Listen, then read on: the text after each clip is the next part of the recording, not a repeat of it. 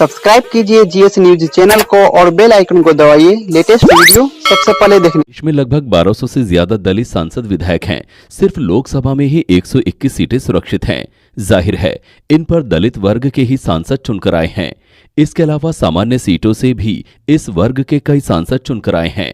अक्सर छोटी छोटी बातों को लेकर भी दलितों के ऊपर अत्याचार का मुद्दा उठाने वाले दलित सांसद विधायक उत्तर प्रदेश के हाथरस में गैंगरेप की शिकार हुई दलित लड़की के मामले में अब तक कोई खास मुखर नहीं है।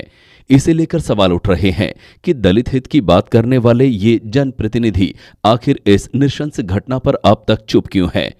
उत्तर प्रदेश के हाथरस में गैंगरेप पीड़िता की आज इलाज के दौरान मौत हो गई है। इसके बाद पूरे देश में लोगों का गुस्सा बढ़ रहा है। वहीं इस घटना के बाद यूपी की योगी सरकार सवालों के घेरे में आ गई है। विपक्षी दल लगातार यूपी सरकार पर हमला कर रहे हैं। पीड़िता को न्याय दिलाने की मांग जोरों पर है। हर कोई देश की बेटी के साथ हुई क्रूरता का पुरजोर विरोध कर रहा है।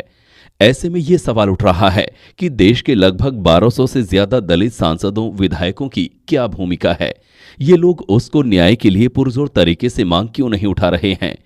उत्तर प्रदेश की विधानसभा में वर्ष 2017 में हुए पिछले चुनावों में 86 सीटें SC/ST के लिए सुरक्षित थी। जाहिर है इन सीटों पर उस वर्ग के ही जनप्रतिनिधि चुनकर आए हैं। इनके अलावा सामान्य सीटों से भी उस वर्ग के प्रतिनिधि निर्वाचित होकर विधानसभा में आए हैं।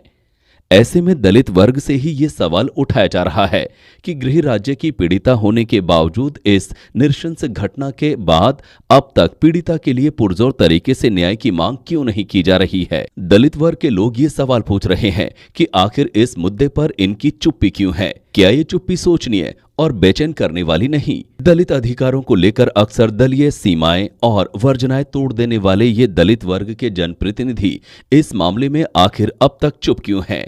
आरोप है कि उत्तर प्रदेश के हाथरस के थाना चंदपा इलाके के एक गांव में 14 सितंबर को 4 दबंग युवकों द्वारा 19 साल की दलित लड़की के साथ बाजरे के खेत में गैंगरेप किया था।